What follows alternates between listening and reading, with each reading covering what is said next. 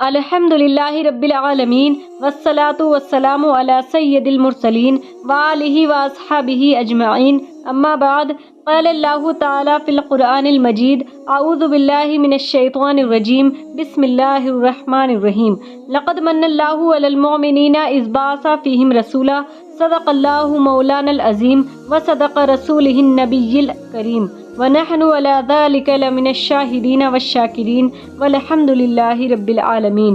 मोहतरम नाज़रीन इस्लाम, अस्सलामु अलैकुम व रहमतुल्लाहि व बरकातुहू। अभी अभी मैंने खुतबा के बाद जिस आयत मुबारका की तिलावत का शरफ हासिल किया है उसके मुतालिक कुछ अर्ज़ करने से कब्ल बेहतर और मुनासिब समझती हूँ कि हम तमामी हजरात अपने आका व मौला हुजूर ताजदार मदीना अहमद मुज्तबा मोहम्मद मुस्तफ़ा सल्लल्लाहु ताला अलैहि वसल्लम की बारगाह बेकस पनाह में बसद खुलूस व अक़ीदत हदिया सलातो सलाम अर्ज़ करें। पढ़िए बाआवाज़ बुलंद, अल्लाहुम्मा सल्ली अला सय्यदिना व मौलाना मुहम्मदिन व बारिक वसल्लिम सलातुन व सलामुन अलैका या रसूलल्लाह। किसी ने क्या खूब कहा है, जहाँ ज़िक्र हबीब होता है खुद खुदा भी करीब होता है, उनकी महफिल में बैठने वाला आदमी खुश नसीब होता है। मोहतरम नाजरीन इस्लाम, जिस जगह भी अल्लाह तबारक व ताला और उसके प्यारे हबीब सरकार दो आलम नूर मुजस्सम सल्लल्लाहु ताला अलैहि वसल्लम का जिक्र जमील होता है, वहाँ रहमत के फरिश्तों का नुज़ूल होता है। चुनांचे हदीस पाक में आया है कि इंदा ज़िक्र सालिहीन तनज़्ज़ुलुर रहमा, यानी अल्लाह वालों के जिक्र के वक्त रहमत का नुज़ूल होता है। मेरे प्यारे इस्लामी भाइयों और बहनों, ज़रा आप गौर तो कीजिए, जब सालिहीन के जिक्र के वक्त रहमत इलाही का नुज़ूल होता है तो जो पेशवा और सरदार हैं और जिनका जिक्र खुद खुदाए ताला का जिक्र है, उनके तज़किरे के वक्त किस कदर रहमतों का नुज़ूल होता होगा और ऐसी मुक़द्दस महफिलों में शिरकत करने वालों के मरातिब किस दर्जा बुलंद होंगे, भला इसका अंदाज़ा कौन लगा सकता है। हज़रत हामिद लखनवी ने क्या ही खूब फरमाया है, जो याद मुस्तफ़ा से दिल को बहलाया नहीं करते, हकीकत में वो लुत्फ़े ज़िंदगी पाया नहीं करते। ये दरबारे मोहम्मद है, यहाँ अपनों का क्या कहना, यहाँ से हाथ खाली गैर भी जाया नहीं करते। मोहतरम नाज़रीन इस्लाम, हज़रत मौलाना शाह वलीउल्लाह मुहद्दिस दहलवी अलैहि रहमा को कौन नहीं जानता है। आप अपनी किताब फ़यूज़ुल हरमैन में अपनी चश्मे दीद शहादत तहरीर फरमाते हैं कि एक मर्तबा में महफिल मिलाद शरीफ में हाजिर हुआ, जो मक्का मुअज़्ज़मा में 12 रबीउल अव्वल शरीफ को हुई। जिस वक्त विलादत का जिक्र पढ़ा जा रहा था तो मैंने देखा कि यक बयक कुछ अनवार उस महफिल पाक से बुलंद हुए। गौर व फिक्र किया तो मालूम हुआ कि अनवार रहमत इलाही और उन फरिश्तों के थे जो ऐसी मुक़द्दस महफिलों में हाजिर हुआ करते हैं। किसी ने क्या खूब कहा है, जिस जा पे पढ़ी जाती है नाते शह अबरार, नाजिल हुआ करती है वहाँ रहमत गफ़ार, आते हैं मुल्क करने उस बज़्म का दीदार, करते हैं खड़े हो के बराबर यही अज़कार। मोहतरम नाज़रीन इस्लाम, आजकल कुछ लोग अक्सर कह दिया करते हैं कि जश्न मिलाद मुस्तफ़ा से क्या फ़ायदा। तो इस सिलसिले में चलिए मैं आपको एक वाक़या सुनाती हूँ, जिसे हज़रत इमाम जलालुद्दीन सयूती रहमतुल्लाहि ताला अलैहि ने अपनी मशहूर तसनीफ़ जमीउल जवामी में मिलाद शरीफ के फैज़ान के बारे में तहरीर फरमाया है। वो फरमाते हैं कि बगदाद शरीफ में अब्दुल जब्बार नामी एक बड़ा ही आशिक़ रसूल सौदागर रहा करता था। रसूलुल्लाह की अक़ीदत व मोहब्बत में हर साल खूब एहतमाम से महफिल मिलाद पाक मुनाक़िद किया करता था। उसके पड़ोस में एक यहूदी भी रहा करता था। एक बार मिलाद शरीफ के दिन यहूदी की बीवी ने अपने शोहर से पूछा कि आज सौदागर के घर में कैसी खुशी है।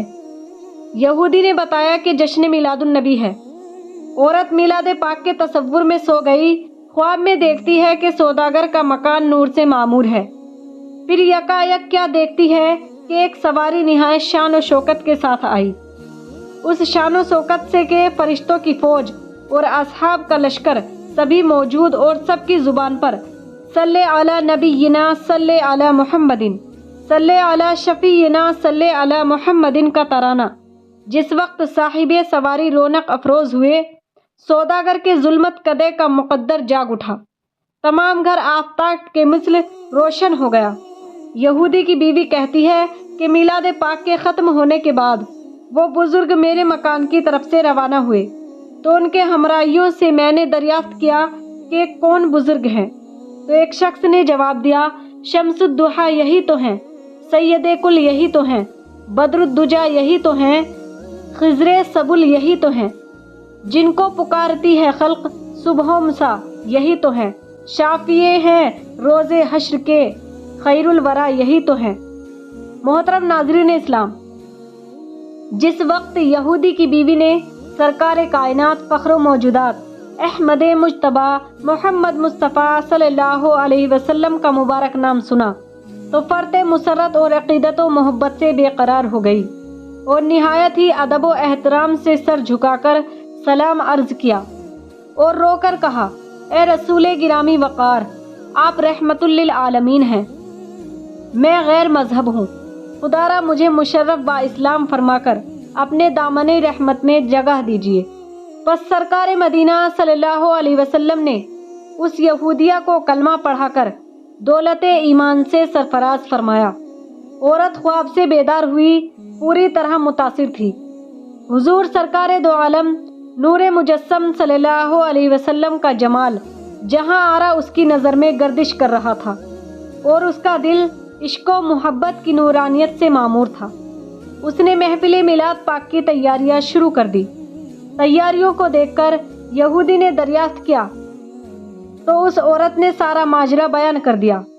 یہودی نے کہا، اے بیوی، تو سچ کہتی ہے، رات کو میں نے بھی رسول خدا صلی اللہ علیہ وسلم کو خواب میں دیکھا کہ وہ تجھے کلمہ طیب پڑھا رہے تھے، چنانچہ میں نے بھی شرف قدم بوسی حاصل کیا اور کلمہ طیب لا الہ الا اللہ محمد الرسول اللہ پڑھ کر خود کو حلقہ غلامی میں داخل کر لیا ہے۔ بس پھر کیا تھا، دونوں میاں بیوی نے رحمت خداوندی کے نزول کے حصول پر اللہ کا شکریہ ادا کیا اور کچھ اس طرح اپنے جذبات کا اظہار کیا، وہ کیا جود و کرم ہے شاہی بتہ تیرا، نہیں سنتا ہی نہیں مانگنے والا تیرا، فرش والے تیری شوکت کا علو کیا جانے، خسروا عرش پہ اڑتا ہے پھریرا تیرا۔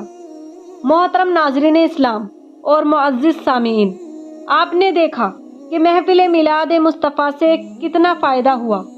اس لیے صرف میری ہی نہیں بلکہ آپ لوگوں کی بھی یہ دعا ہونی چاہیے کہ خداوند قدوس ہم تمام مسلمانوں کو زیادہ سے زیادہ توفیق بخشے کہ ہم لوگ اپنے آقا و مولا حضور تاجدار مدینہ صلی اللہ تعالی علیہ وسلم کی محفل میلاد شریف منعقد کریں، اپنی حیثیت کے مطابق آمد مصطفیٰ کی خوشی میں جھنڈیاں لگائیں، محلوں اور گلیوں کو سجائیں، اسٹیج بچھائیں اور اس کے ذریعے خدا کی رضا اور مصطفیٰ کی مرضی حاصل کریں۔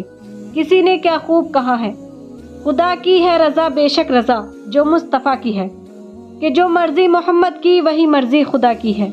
امام احمد رضا فاضل بریلوی رضی اللہ تعالی عنہ فرماتے ہیں، خدا کی رضا چاہتے ہیں دو عالم، خدا چاہتا ہے رضائے محمد۔ محترم ناظرین اسلام، اب میں انہی اشعاروں پر اپنی تقریر کو ختم کر رہی ہوں۔